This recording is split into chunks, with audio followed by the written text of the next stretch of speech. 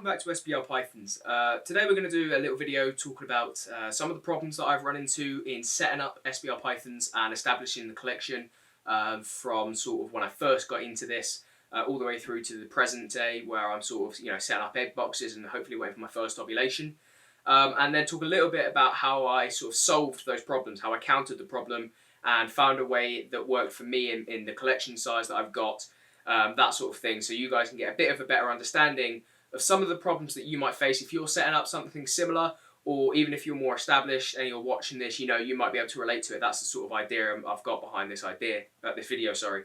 I have to give credit to Buddha Pythons. I was talking to you a little bit on Instagram today when I'm filming this, and he was the one that mentioned to me that he likes sort of the idea of just sitting down talking a little bit about my experiences and sort of the things that have happened to me, as I say, in building this collection and you guys getting to know me.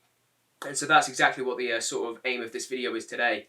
And that's why I'm also sitting down. Let me know if you like this sort of setup and we can do it again. It's easy enough to set up. It's just, I thought I'd try something new. I sit down and you're sitting down watching this, I should imagine, or, probably cleaning snakes and having a snake video in the background like I do. And so it's sort of, a little bit more personalised. It seems like it's more one-to-one. I don't know if that's how you guys feel about it, but that's again sort of the aim I'm going for with this. But I want to talk a little bit about problems that I've run into. So the first one has to be, support from the family. More recently, this isn't so much of a problem because I've come up with a solution, or not solution as such, but it's sort of grown with time, as I'll mention in a minute. But support from the family was very minimalistic to nothing at the start. In 2013, the only person that really supported me with this was my auntie. You guys know that that's where I got my first snake from. And that's where I really got this passion from after collecting things in the garden and up the allotments and stuff like that. She was the person who really got behind me, helped me get my first corn and let her look after it and, through the geckos as well when I did that. And that was when my first real support was. And my cousin a little bit as well, who also kept royals at the time. And like, for example, when I got Melissa, having massive issues with getting him feeding, so she got him feeding for me, that sort of thing. But apart from that, that was all the support I really got on this. My family didn't agree with it whatsoever. As I've mentioned to you before, people seem to get it drilled into them when they're kids, that this is one of those snakes, one of the phobias that you kind of are designed to have, you should have, whatever. You guys, I'm sure, know what I'm on about. Similar to that to tarantulas and stuff like that. So, for example, my dad completely hated them. And I'll tell you a little funny story about my first corn snake. I obviously got it from my aunties, and I got one of the big hodl bags that you stay somewhere with, because I was staying at my auntie's. And believe it or not, I got a 12-litre rub, and I put her inside that, and that's how I got her in the house without my father knowing. But I had no support from my family whatsoever. It was pretty much in 2018 when I turned an adult, and I decided for my birthday that I was getting that pied, and it went a little bit crazy from there. My dad had moved out, but my mum obviously still was against it sort of thing. And, I wouldn't say I didn't give her any choice, but at the same time I said, I am an adult now. It's my money to invest. I am working for my own money now.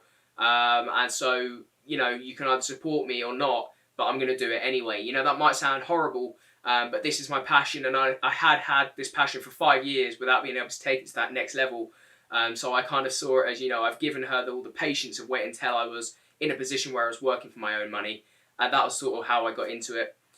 From there, I've sort of had more support. They're not exactly massively supportive because it's not something they're into, There's plenty of people in this hobby that there's couples. I met Robert Elliott yesterday because I'm filming this the day after I went to Neighbours Constrictors.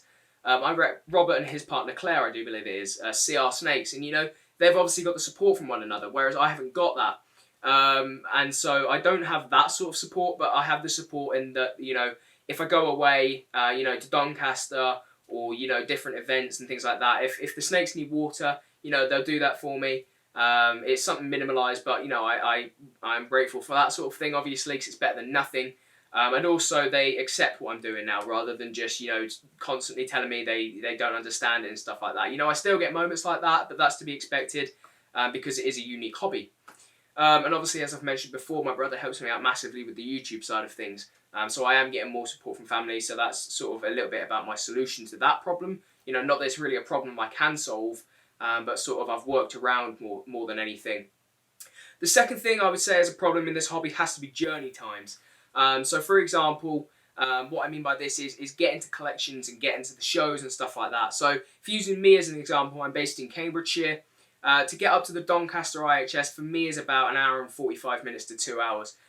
So it's, you know, for someone who doesn't travel a lot or hasn't travelled a lot in my life, that seems to be a lot. But the way I've countered this, and also, as I say, visiting collections, is it seems like it can be a long time. Like, for example, Darren and Eric, I've visited them 3 or 4 times now. Chatham, where they live, is about an hour and a half from me. An hour and 45 minutes. You know, it's getting towards 2 hours, depending on traffic.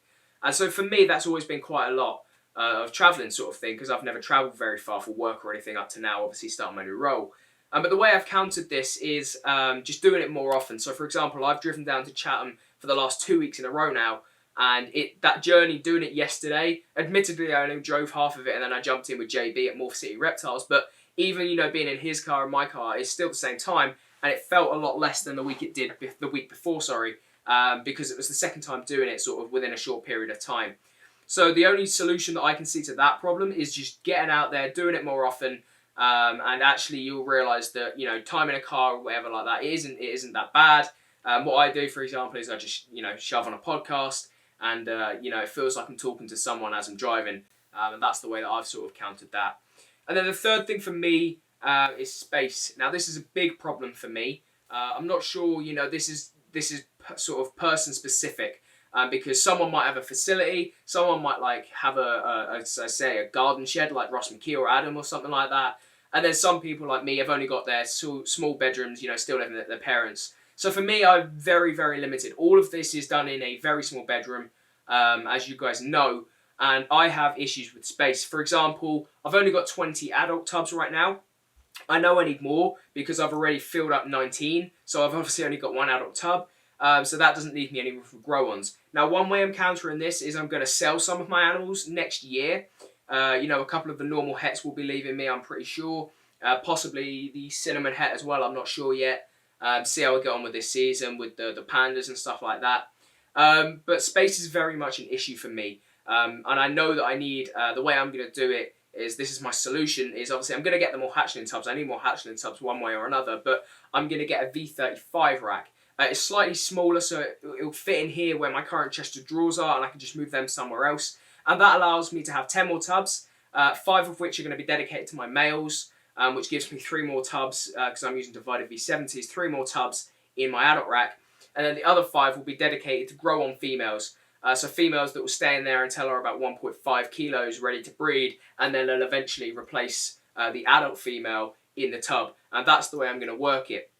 I'm going to leave that V35 sort of half empty all the time, so that I've got that space for those grow-ons.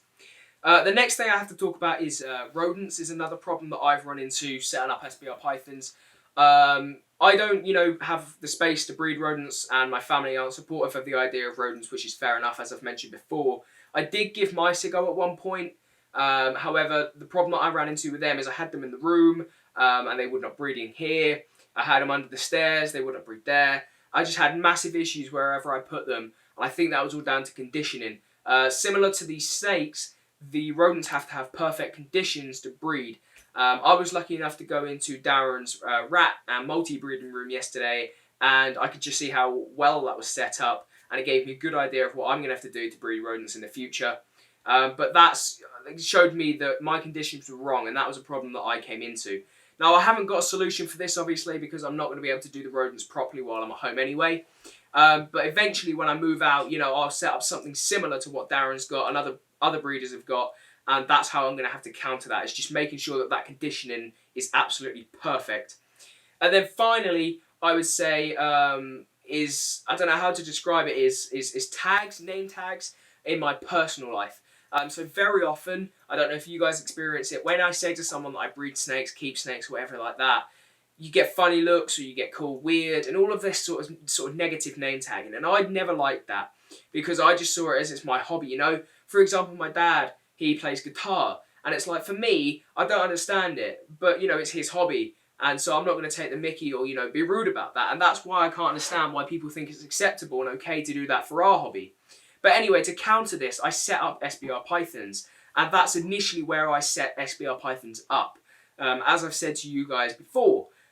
So for example, I set up my page and all of my YouTube and Instagram and everything, I don't invite people from my personal life to it.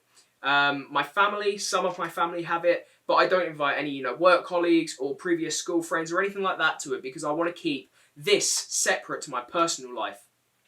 Purely because of that, I just want to avoid the name tagging. If all of the people in my social life got to know that I had this, the SPR Pythons that is, I'd probably be back in that position again. But that's my solution to that problem of the name tagging, if that makes any sense to you guys. So the final problem that I want to talk to you guys about is the lack of experience. Now, everyone's going to have this problem.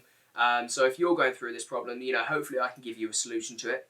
But the problem that I would say with the lack of experience is, for example, as I've said, my incubator, I had problems with the temperatures, but it turned out it was a thermometer. So it was a simple fix of moving around and finding out that was a problem. And then, as I say, I got one of these, which is a flipping handy tool. I must admit, I've fallen in love with this tool. And it's just a simple fix. But, when it comes to things like that, the solution has to be having the right people in your life that you can contact. And experienced breeders that are willing to help you.